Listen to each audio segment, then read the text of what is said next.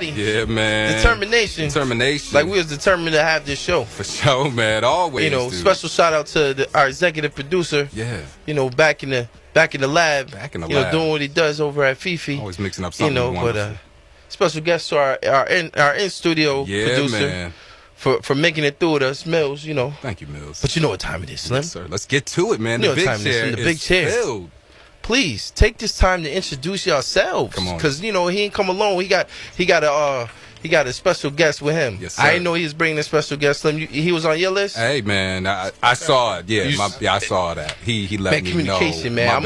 I'm going to the producer after this. Fell on no that. problem, man. Yeah. But introduce yourselves, man. Well, this is ShemGod. Yes, sir. You know, I brought my manager with me, my CEO, E. Glover. You know, we just came through to show some love, man, and do what we do. Yeah, man. Yeah, man. It's good to have you here, man. I appreciate being here. Because I want to hear the perspective of MC. You know, we got another MC in the building. Sounds always got a different perspective on things. And you've been doing this for a while. Right. Yo, give us that. Yeah. You know, like I said, Slim the historian. I need that. Give history. us a little bit of that history, man.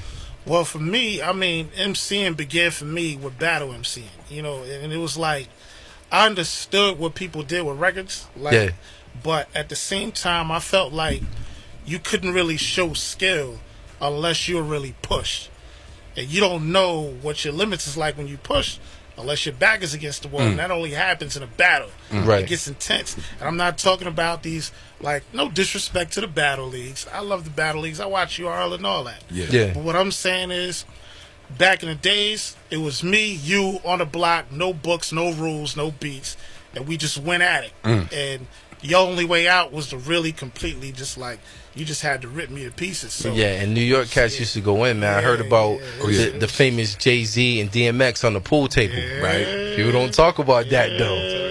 You know what I mean? That was crazy. So that's how you got your taste, Shem, battle rapping, right? Yeah, yes, sir.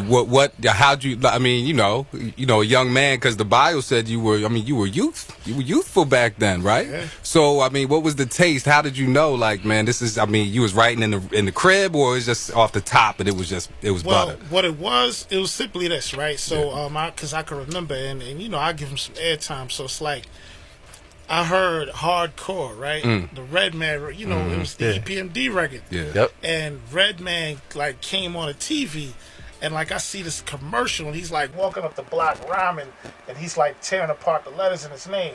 Mushed the old lady, smacked the cameraman, like he was just wild, and the aggression is what I identify with. And I had a lot at such a young age, just, you know, from the typical stuff we go through. For sure. But then it was just one day I had this situation where it was just a dude who was known for rapping, right? And, you know, I won't say no names, but the bottom line is, you know, people don't always expect the dude they see all the time to be ready. Right. And so it was just a situation where I was prepared that day.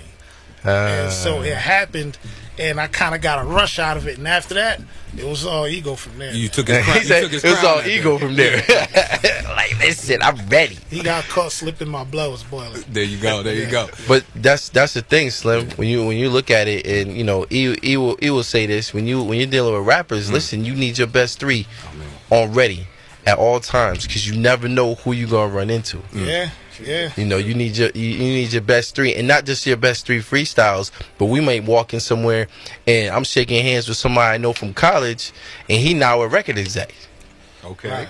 Yeah. So you got to be ready and on call. For sure. So fast forward it, man. Let's talk about, you know, a little stint with an indie. Right.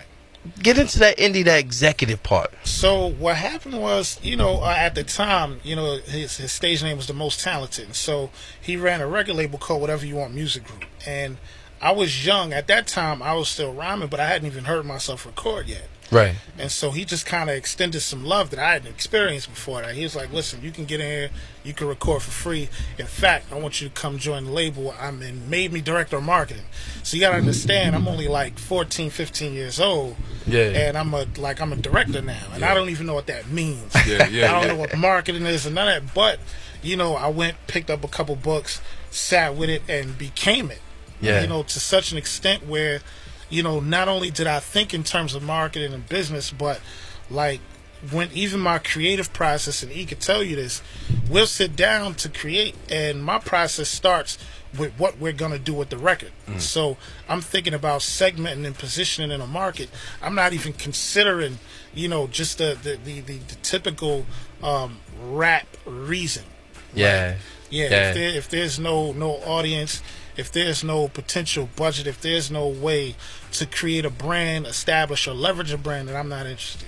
Yeah, yeah.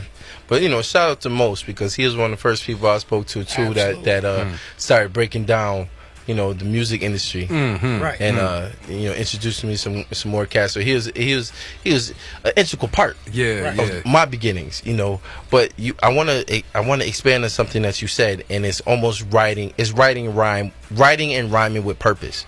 Yeah. And so many people just find a hot beat, Slim, and just, oh, this is hot, let me do this. And we were talking about that earlier, the oversaturation of music right now, right? I mean, I think that's the mindset of a lot of folks. Let me just do this. Let me just do this.